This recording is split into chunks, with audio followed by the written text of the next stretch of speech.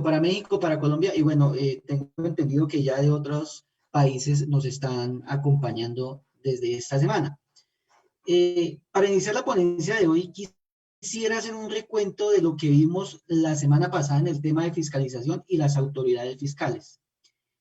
Hace 8 días empezamos por ver que la Constitución establece unos fines y unos principios que rigen el Estado colombiano, organiza las instituciones y enmarca las actuaciones de la administración y de los ciudadanos.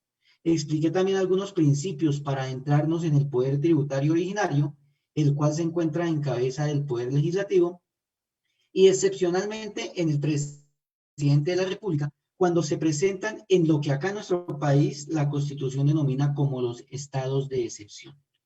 Luego vimos cómo este poder originario se deriva a las entidades territoriales, es decir, a las asambleas departamentales y los consejos municipales, dando cumplimiento a lo ordenado en la Constitución, la cual establece que en tiempos de paz, solo el Congreso, las asambleas departamentales y los consejos municipales pueden determinar los tributos.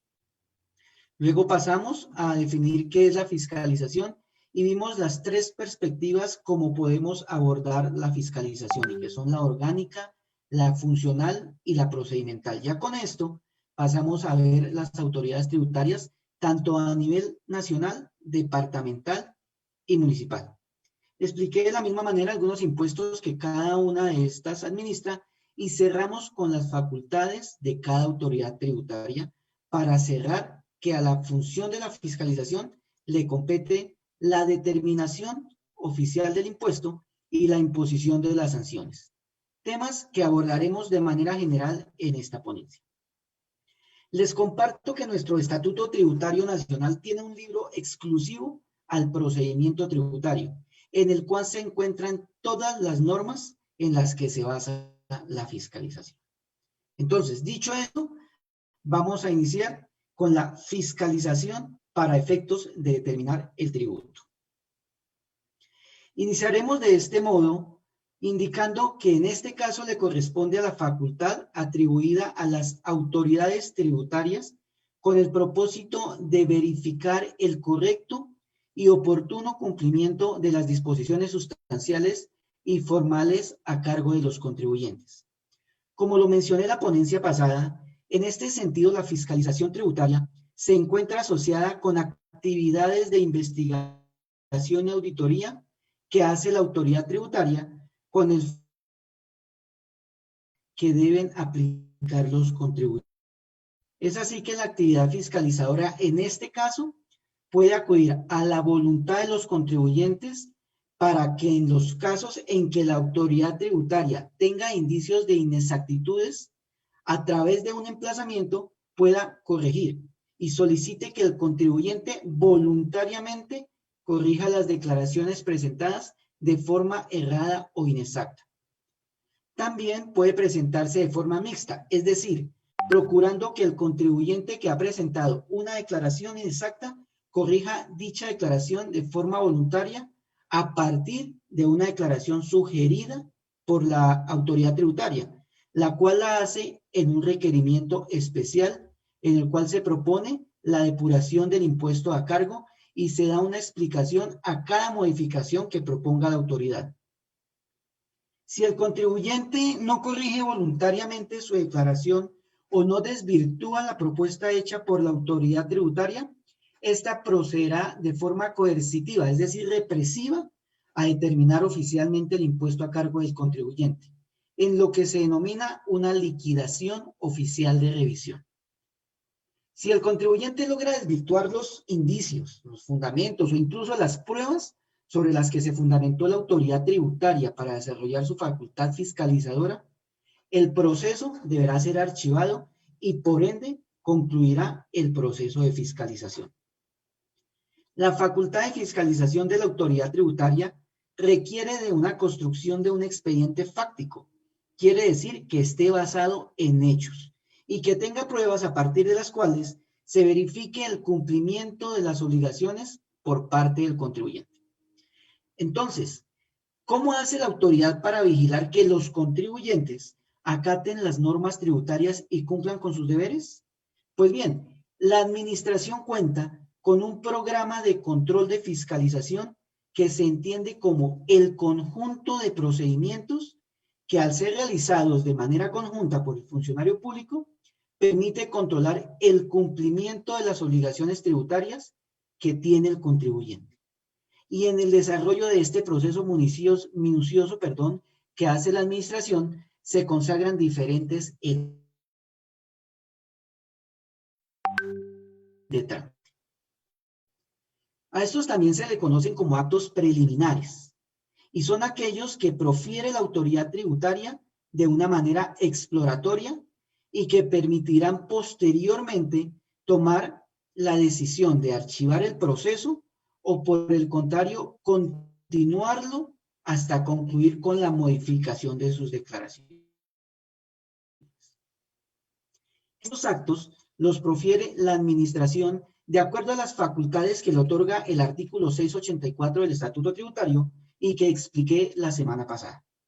Recuerden que si bien la administración posee amplias facultades que le atribuye la ley, estas actuaciones deben estar enmarcadas en el cumplimiento de principios como el debido proceso o el principio de eficacia, el de igualdad, el de justicia, que también ya mencioné. Recuerden que son principios constitucionales de obligatorio cumplimiento. Quiero resaltar que las personas, sean contribuyentes o no, están en la obligación de atender cualquier requerimiento que le haga la administración, en este caso, la autoridad tributaria, en cuanto a solicitud de información o pruebas que ésta solicite y que estén relacionadas con alguna investigación que esté realizando.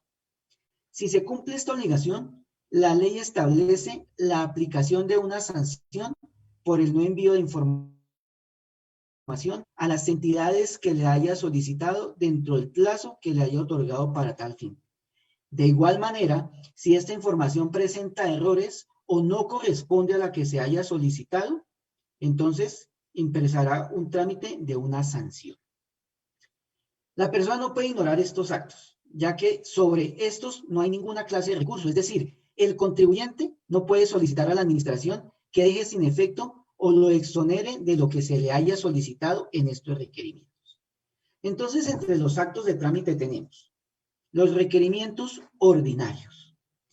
Son aquellos que efectúa la administración en la etapa de investigación para a quien se le dirige esclarezca determinados requisitos o allegue determinadas pruebas para determinar el valor real del gravamen, y su formulación es discrecional de la administración.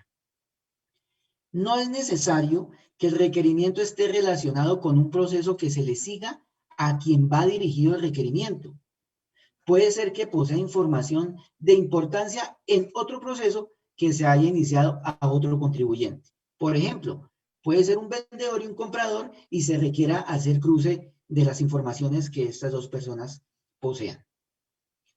La ley ha fijado un plazo mínimo de 15 días calendario para hacer que el particular, una vez haya sido notificado de su respuesta, aunque en ese sentido la Autoridad Tributaria Nacional, es decir, la DIAN, ha determinado que el funcionario puede fijar un término que no sea inferior a 15 días hábiles. Hablé de notificaciones, ¿verdad? Entonces, acá es importante indicar las formas de notificación con que cuenta la Autoridad Tributaria, y de acá pues vamos a desprender lo que continúa enseguida, tanto para la determinación del tributo como para la imposición de sanciones. Entonces, entre las formas de notificación tenemos la notificación electrónica. Podemos decir que es la más reciente forma que tiene la administración para notificar sus actos tributarios y se considera un medio preferente para la notificación de dichos actos. Esta debe realizarse al correo electrónico inscrito ante la DIAN. Esta notificación se considera surtida en la fecha del envío, pero sin embargo, los términos legales para dar respuesta o contradecir el acto comenzará 5 días a partir del recibo del correo electrónico. Una segunda clase de notificación es la conducta concluyente. A pesar de no estar regulada en nuestro estatuto tributario, su desarrollo se ha presentado vía jurisprudencial por el Consejo de Estado, Recordemos que hace 8 días les comentaba que el Consejo de Estado es el órgano de cierre de la jurisdicción contencioso administrativa.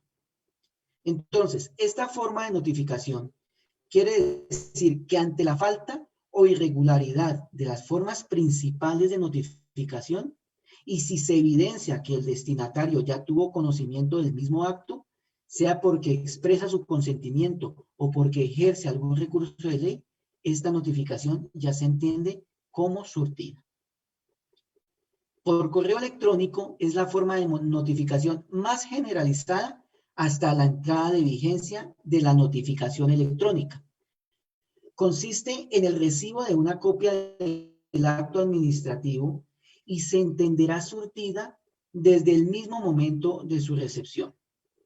La notificación personal se encuentra consagrada en el artículo 569 de nuestro Estatuto Tributario y se practica por un funcionario de la administración, bien sea en el domicilio del interesado o en la oficina de la autoridad tributaria respectiva. Es decir, que a la persona a la que va dirigida el acto administrativo se tenga que presentar o en la Secretaría de Hacienda Municipal o en la Secretaría de Hacienda Departamental o en su defecto en la DIAN.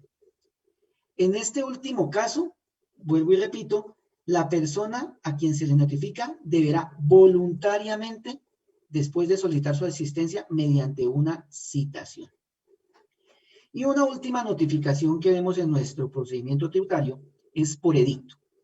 Se da ante la no comparecencia del contribuyente y esta es una forma subsidiaria de notificación.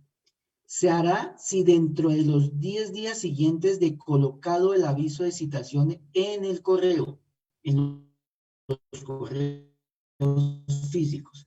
En México creo que lo llaman el courier. Entonces se coloca en un lugar público y visible de la administración la parte resolutiva del acto administrativo durante 10 días y se entenderá surtida el día en que se retire. Un segundo acto de trámite son las llamadas confesiones fictas o presuntas, las cuales se encuentran establecidas y tienen una reglamentación en el artículo 748 de nuestro Estatuto Tributario, el cual da una presunción legal en contra del contribuyente requerido, y es que si no contesta o no da una respuesta evasiva o se contradice el acto administrativo, en cualquiera de los casos se hará por cierto los hechos sobre los que verse el requerimiento. En este caso, la carga de la prueba será del contribuyente.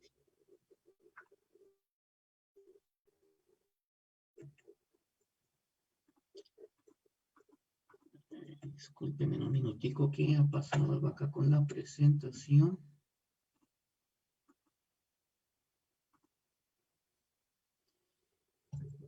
Otro de los medios son los oficios persuasivos y también hacen parte de estos actos de inicio, de estos actos de trámite. En estos se invita que el contribuyente a corregir alguna inconsistencia que se haya detectado dentro de la liquidación que le corresponderá una sanción. Estos oficios también pueden ser contestados en un término mínimo de 15 días contados desde la notificación. En las visitas y actos de verificación, el particular, ya habíamos dicho, que sea contribuyente o no, recibirá una notificación donde se nombran a 2 funcionarios de la autoridad tributaria, quienes serán los encargados de hacer la visita y verificarán facturas, documentos equivalentes de compra de mercancía, documentos de soporte de operaciones comerciales, etc. No se admitirá aplazamiento de esta diligencia, pues deberá ser atendida por la persona que esté a cargo en el momento en que lleguen los funcionarios. Si la administración, después de la visita, considera que no se cumplieron ciertos requisitos, proferirá un pliego de cargos y dará traslado de este pliego de cargos al particular. El pliego de cargos lo voy a explicar más adelante porque trata de la función de la fiscalización para efectos de establecer o imponer sanciones. El último acto de trámite que realiza la administración son los actos de cruce de información. Esta se realiza para obtener datos que permitan ejecutar programas de fiscalización y censos. Se hace a través de procesos